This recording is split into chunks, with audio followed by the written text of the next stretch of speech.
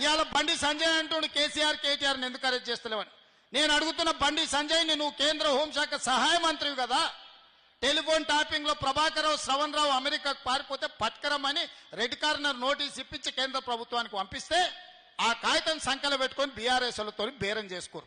ఈ ఎమ్మెల్సీ ఎన్నికల్లో మాకు మద్దతు ఇస్తే ప్రభాకర్ రావును శ్రవణ్ రావును మేము పట్టుకరాము, లేకపోతే వాళ్ళని పట్టుకొస్తే మిమ్మల్ని కూడా బొక్కలేస్తాడు రేవంత్ రెడ్డి అని మీరు అడ్డం పడ్డది మీరు కాదా?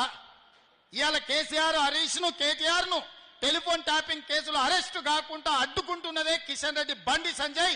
ఎందుకంటే ప్రభాకర్ రావును శ్రవణ్ రావును విదేశాల నుంచి ఇక్కడికి రప్పిస్తే 48 గంటలలో ఇలా బండారం బయటపడుతుంది, అందరిని తీసుకుపోయి చెర్లపల్లి జైల్లో పెడతామని చెప్పి ఈ కాగితం అడ్డమెట్టి బ్లాక్మెయిల్ చేసి ఎన్నికల్లో పరోక్షంగా వాళ్ళ మద్దతు తీసుకుంటున్నది బీజేపీ వాళ్ళు కాదా అని చెప్పి నేను ఈ సందర్భంగా అడుగుతున్నా. బండి సంజయ్ గుండెల మీద చేసుకొని ఆలోచన చేయండి. ఈ తెలంగాణను అభివృద్ధి చేసేది, ఈ తెలంగాణ ఆత్మగౌరవం నిలబెట్టేది కాంగ్రెస్ పార్టీ కాదా మీరు ఆలోచన చేయండి. మీ సోదరుడుగా మీ వాడిగా 10 నెలల్లో ఒక్క రోజైనా సెలవు తీసుకున్నానా? ఒక్క రోజైనా ఈ సమస్యల్ని వదిలి పక్కన కూర్చున్నానా? 2023 డిసెంబర్ 7 నాడు బాధ్యత తీసుకున్న నేను ఈ రోజు వరకు ఒక్క గంటన్న ఎప్పుడైనా సెలవు తీసుకున్నానా? ఎప్పుడైనా పని చేయకుండా ఊరుకున్నానా?